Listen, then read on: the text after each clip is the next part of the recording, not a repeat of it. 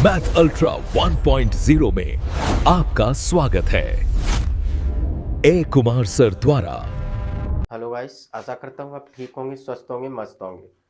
आज हम बात करते हैं परसेंटेज की नेक्स्ट वीडियो में। आज हम आपको पढ़ाने जा रहे हैं कि किसी भी संख्या को प्रतिशत में कैसे बदलेंगे। ठीक है। नेक्स्ट फर्स्ट पार्ट में हमने इंट्रोडक्शन वाले पार्ट में हमने ये बताया था कि किसी भी प्रतिशत नंबर्स को किस तरीक़े से भिन्न में कन्वर्ट करते हैं। तो आज हम नेक्स्ट चर्चा करेंगे। देखते हैं। अब जैसे हमारे पास ये नंबर है, बोल दें कि 3/4 को प्रतिशत में बदलिए।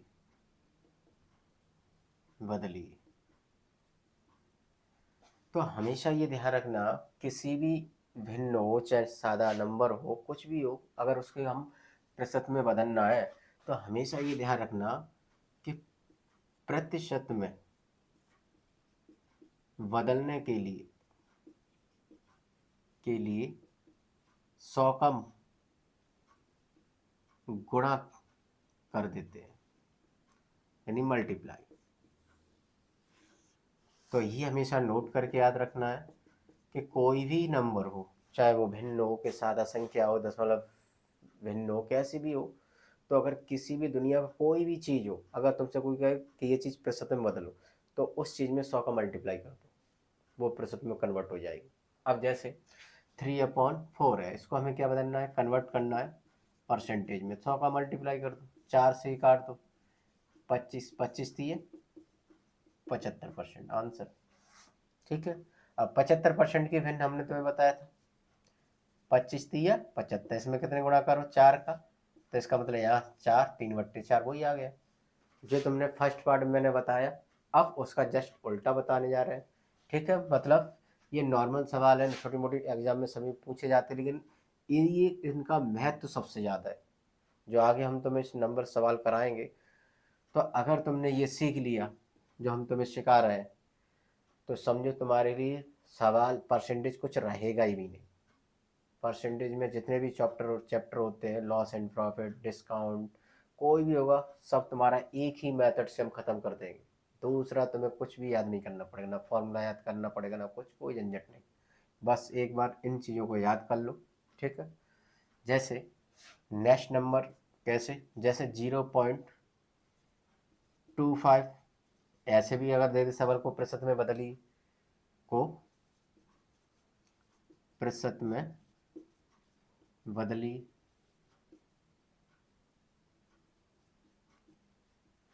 तो हमने क्या बताया कि नंबर कैसा भी उसमें 100 का मल्टीप्लाई कर दो, इसमें 100 का मल्टीप्लाई कर दो, तो क्या हो जाएगा 0.25 इंटू 100। अब ध्यान रखना, दशमलव संख्याओं का मल्टीप्लाई गुणा करना। तो एक बार हम बहुत जल्दी लेके आ रहे हैं बेसिक मैथमेटिक्स, जिसमें छोटी छोटी चीज़ हम बताएंगे वीडियो में कंप्लीट। ठीक है। तो इनका हम मल्टीप्लाई करें तो तुम्हें कुछ भी नहीं करना है, 25 का मल्टीप्लाई एक में कर दो, 25 सेकंड 25, कितने जीरो हैं, 2 जीरो चिपका दो। अब ये देख करना है कि दशमलव के अंक बाद लगाया, तो हमने देखा 1 2 अंक बाद, या 1 2 अंक बाद ये, तो अर्थात 25%। ठीक है। और हम इसको पुनः अगर हम सॉल्व कर दें, 25% को पुनः हम दशमलव भिन्न में लेके आए या फ्रैक्शन में लेके आए, तो हम क्या करेंगे भाई, इसमें 100 का डिवाइड कर दो। ठीक है। यानी 1/100 का गुणा, यानी भिन्न में से कन्वर्ट करेंगे तो हम जानते 1/4। ठीक है। 1/4 का मतलब लौट के हम यही आ जाए 0.25। ये तो बात समझ में आई, जो मैंने पहले पार्ट में मैंने बताया, बस उसका उल्टा बता रहे। ठीक है। तो ये बात समझ में आना बहुत जो है। जैसे 1/5 को प्रतिशत में बदलिए।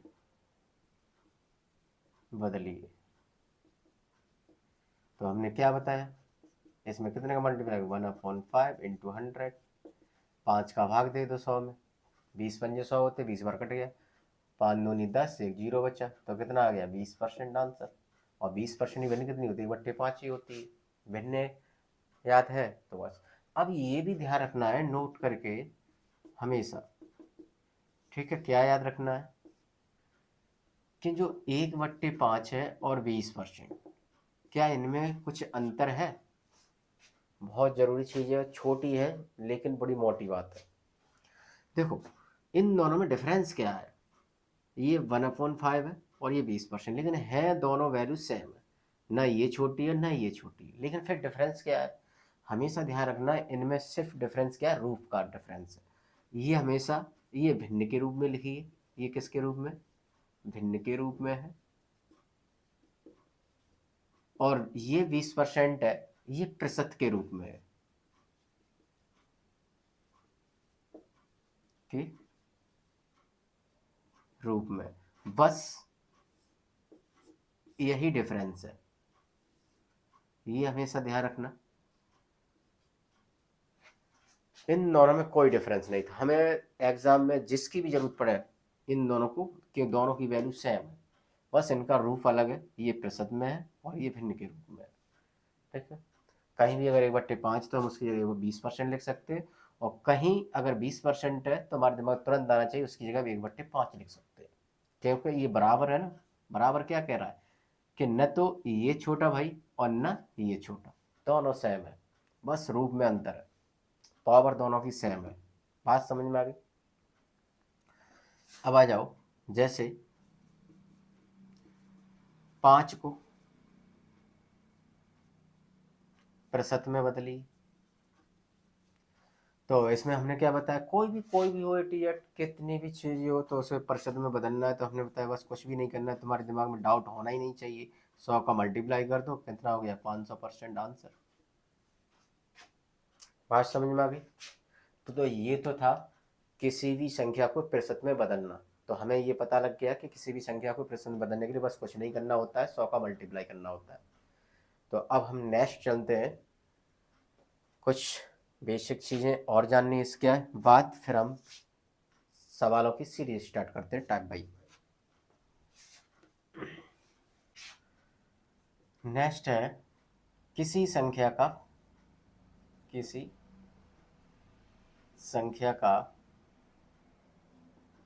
प्रतिशत निकालना।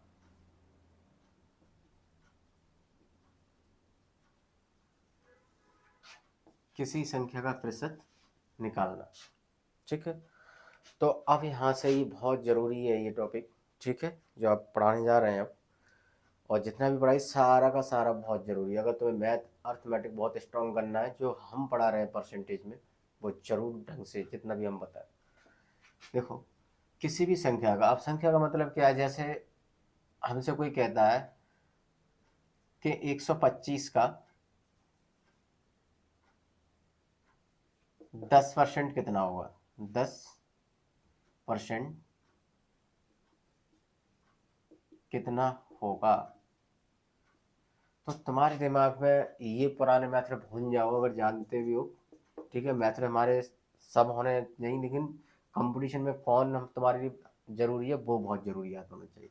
देखो 10% हम वैसे निकालते कैसे थे, 125 गुणा 10/100। अगर ये तुम्हें ये कर रहे मैथड, तो इसका मतलब तुम बाकी स्टूडेंट से पीछे रहोगे कंपटीशन फाइट में, और बाकी सब नागे निकल जाएंगे।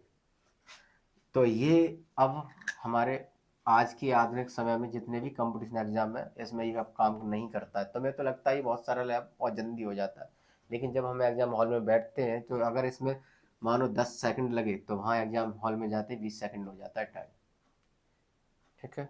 तो ऐसे सवालों को हमें जरूरत पड़ती है, सवालों में 10%, 15%, 20%, 5%, तो निकालोगे कैसे, कितनी स्पीड होनी चाहिए। देखो हम तुम्हें दो मेथड बताएंगे से तुम्हारे दिमाग में, एक तो मल्टीप्लिकेशन मेथड और एक डायरेक्ट, ठीक है। सोचो करो, अब जैसे हमें इसका 10% निकालना है, तो हमारे पास दो तरीके से कैसे निकालोगे, जैसे 125 लिख दिया, अब क्या करना है, जैसे 10% निकालना है तो पीछे से एक अंक बाद एक पॉइंट लगा दो, ये हमारा हो गया 10% आंसर, यानी 12.5। समझ में आया? तो एक ये मेरा फर्स्ट मेथड यानी सॉल्यूशन फर्स्ट। दूसरा क्या है, तो अब हमेशा ध्यान रखना, क्या पता लगा कि किसी भी नंबर का पीछे से एक अंक बाद दशमलव लगा देते हैं तो वो उस संख्या का उतना यानी 10% निकल के आ जाता है, ठीक है।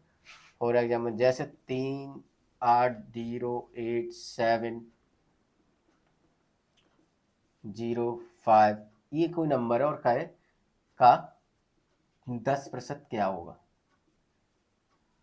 कितना होगा। तो हमने क्या बताया, बस तुम्हें कुछ करना ही नहीं, पीछे से एक अंक बाद पॉइंट लगा दो, ये इसका 10% हो गया। तो ये बात समझ में आ गई। तो इसका सॉल्यूशन तुम्हें पता है 10% कितना होगा, 37, यानी 3708705, ये हमारा हो गया 10%। समझ में आ गया। अब देखो ये 10% का कंसेप्ट है, अब हमें सारे कंसेप्ट पता होने चाहिए, ये बता दिया तो बस आप बहुत खुश हो गए, हाँ अब तो बहुत सरल हो गया। लेकिन हमें सब कुछ, हमारे पास सारे हथियार होने चाहिए कंपटीशन में जाना बैठ रहे हो तो, ठीक है। इसके बाद अब देखो हमें जैसे 1% की जरूरत पड़े, अब 1% के लिए क्या करें। अब जैसे हमारे पास ये सवाल है कि 508 और हमें कितना निकालना है का 20% कितना होगा, ठीक है। तो ऐसे सवालों के लिए तुम्हें क्या करना है, देखो 20% मैंने तुम्हें देखा कितनी होती है, 1/5 होता है, पीछे हम पढ़ा चुके हैं पहले पार्ट में। तो 1/5 के आजाद तुम इसमें 5 का भाग दे दो, ठीक है। जो चीज़ भी बात समय तुम जल्दी फास्ट कर पाओ वो अप्लाई करना है, ठीक है। 20 का भाग दे दो, अगर तुम्हें लग रहा है हम भाग इतनी जल्दी नहीं करें, मल्टीप्लाई जल्दी करें, तो इसका मतलब क्या है, जो अंक है अंक अंक का सब में गुणा कर दो। देखो 2 8 16, यहाँ से लागी एक, इसका गुणा इसमें करें 0 0 रहेगा, और भी यहाँ से लागी है वो जाम जोड़ दो, ठीक है। इस पे 2 गुणा 0 में 0 रहेगा, 2 पंजे 10। अब क्या करें, जहाँ 0 एक इसके पास था चिपका दिया। अब तुम्हें कुछ भी नहीं करना है कि अब हम क्या करेंगे, दो पीछे से 2 अंक बाद दशमलव लगा दो, बस हो गया, ठीक है। तो ऐसे भी दिमाग में रखना है कि प्रतिशत को निकालने के तुम्हारे पास सारे कंसेप्ट पता होना चाहिए, ठीक है। ये नहीं एक बार सीख लिया बस उसी को लेके चल दिया एग्जाम हॉल में। एग्जाम हॉल में जैसा सवाल होगा कंडीशन देख के कौन सा मेथड सबसे फास्ट होगा वो अप्लाई वहाँ करना है, ठीक है।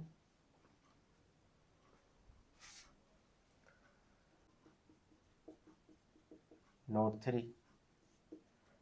क्या, जैसे ये बताओ प्रतिशत में एक बहुत चीज़ कॉमन है, जैसे 100 रुपये है। अब ये 100 रुपये तुम्हारे पास एक दिन बाद मानो 120 रुपये हो गए, तो अब तुमसे कोई पूछे ये कितना बढ़ गया तुम्हारे पास, तुम कहोगे 20, ठीक है। अब तुमसे कोई ये पूछे ये 20 है, ये कितना परसेंट है, इसका कितना परसेंट है। अब तुम प्रतिशत, अब इसको वो तुम्हें एक नॉर्मल में नहीं दे रहा है, जैसे मैंने पहले बताया था कि इसमें और प्रतिशत में कितना क्या अंतर, तो कुछ भी नहीं होता, रूप का अंतर होता है। अब तुमसे ये सवाल में उसने ये पूछा कि 100 है और 120 है, इन दोनों में अंतर कितना है, तुमने देखा 20 का अंतर है। फिर वो मुझे ये 100 से ये यानी जो 120 है 100 से कितना अधिक है, तुमने बोला 20। अब फिर वो पूछता है चलो 20 अधिक है तो 20 को प्रतिशत में बताओ, ये एक यानी 120 इसके पास ज़्यादा 20 रुपये ज़्यादा है, तो ये बताओ ये कितना परसेंट ज़्यादा है। अब तुम्हें फिर हमेशा क्या करना है, तो किससे कंपेरिजन कर रहा है ये, इससे, तो हमेशा इसका डिवाइड कर दो इंटू 100। क्या हम तुम्हें बता चुके थे कि हमने बताया किसी भी चीज़ को प्रतिशत में बदलना है तो उसमें 100 का मल्टीप्लाई करना पड़ेगा, 100 से 100 काट दो बस खत्म। तो ये कितना अधिक हो गया 20%, ठीक है। तो ये बात समझ में आ गई। अब जैसे तुम्हारे पास कितने हैं 100 और दूसरे के पास कितने हैं 90 रुपये। अब ये तुमसे कोई पूछे कि भाई जो बी, ऐसे मान नाम दे दो ए और बी, कि जो ए के पास 90 रुपये है और तुम्हारे पास 100 रुपये है, तो ए के पास कितना अधिक है, तो तुम कहोगे भाई 10 रुपये। अब वो कहेगा कितना परसेंट अधिक है, तो अब परसेंटेज पूछ रहा है इसी चीज़ को। अगर तुमने उसने सादा पूछा तुमने बताया 10 रुपये अधिक है, अब वो पूछे ये कितना परसेंट अधिक है, तो तुम क्या करोगे, किससे कंपेयर करवा दे, इसी से। तो क्या करोगे, हमेशा इसी से भाग और गुणा 100, ठीक है। तो ये बात समझ में आ गई।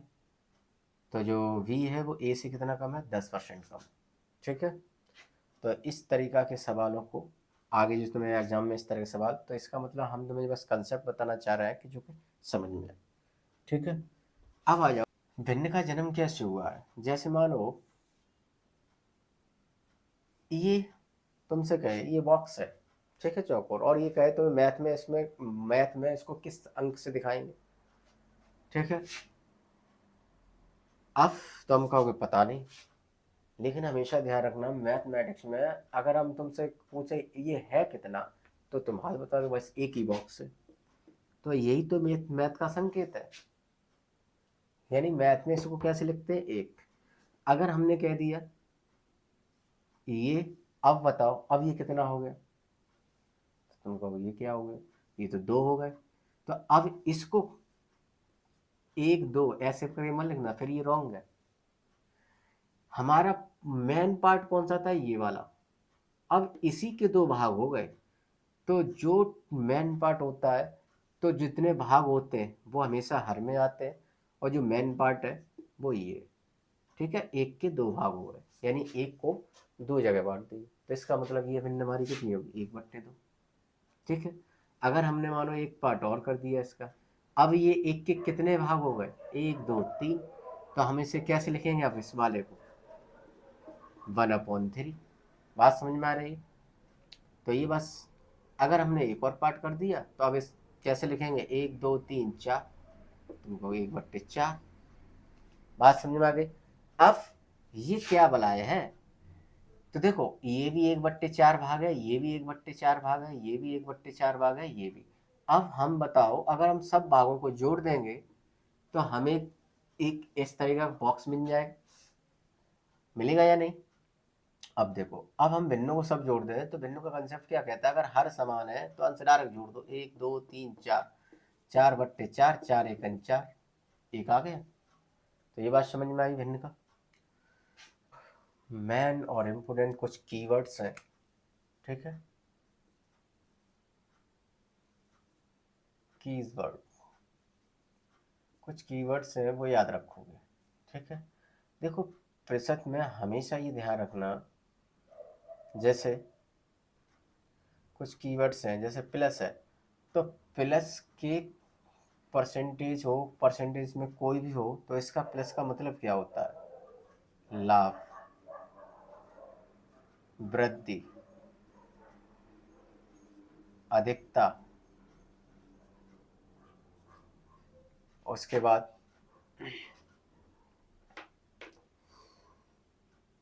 लाभ, वृद्धि, अधिक, ज्यादा। कहने का मतलब क्या है, इस तरह की जो ज्यादा बात करें तो उसके लिए हमेशा हम यूज करेंगे प्लस। जैसे फॉर एग्जाम्पल, जैसे हमसे कोई कहेंगे 15% का लाभ, तो हम बस ये दिखाएंगे 15%। इस प्लस से मतलब समझ जाना है कि 15% का किसी चीज़ पर लाभ हो रहा है। तो 15% का मतलब क्या है, भिन्न कितनी होती है 15% की भिन्न, तो 5×15, तो 3/20। तो यानी 20 रुपया में लाभ कितना है, 13 रुपये का। तो इसका मतलब जो पहले चीज़ 20 रुपये की थी, अब वो लाभ 13 रुपये का, तो अब वो कितने की हो रही है, मतलब 20/23 में। बस ये हम पूरा परसेंटेज किया, पूरा लगभग अर्थमेटिक पूरा इसी मेथड पे उतार देंगे 80%, 80 से 85%। तो मैं कोई दूसरा मेथड हम बताएंगे नहीं पूरा अर्थमेटिक में, ना कोई फॉर्मूला याद कराएंगे, ठीक है। बस इसे एक्सीलेटर है, इसका मैंने नाम आज से 7 8 साल पहले मैंने इसका नाम दिया था एक्सीलेटर, और पूरा अर्थमेटिक इसी पे ख़त्म करते हैं, ठीक है। अब हम बात करते हैं परसेंटेज चैप्टर में माइनस। माइनस का मतलब क्या होता है, कमी को दर्शाती है और ह्रास को दर्शाती है, ठीक है। बट्टा, ठीक है। नेक्स्ट कमी, ह्रास, बट्टा,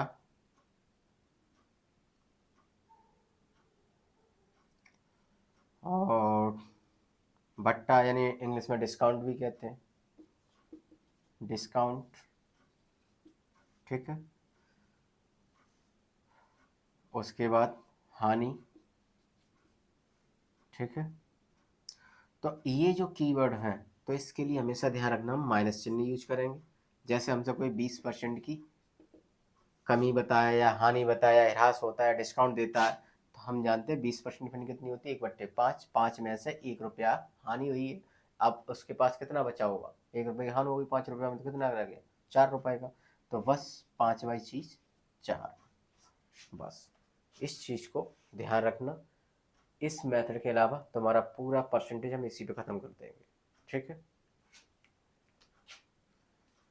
तो मिलते हैं नेक्स्ट वीडियो में। ज़्यादा से ज़्यादा चैनल को सब्सक्राइब करें, शेयर करें और कमेंट अवश्य करें। अगर तुम्हें जो चीज़ समझ में नहीं आती है वो कमेंट बॉक्स में ज़रूर टाइप करके लिख दे। अगर तुम्हें और कोई चीज़ बेसिक पढ़ना है, कोई भी चीज़ A to Z मैथ की कोई भी पढ़नी है, बस कमेंट बॉक्स में अवश्य टाइप करके। तो मिलते हैं नेक्स्ट वीडियो में, तब तक के लिए नमस्कार।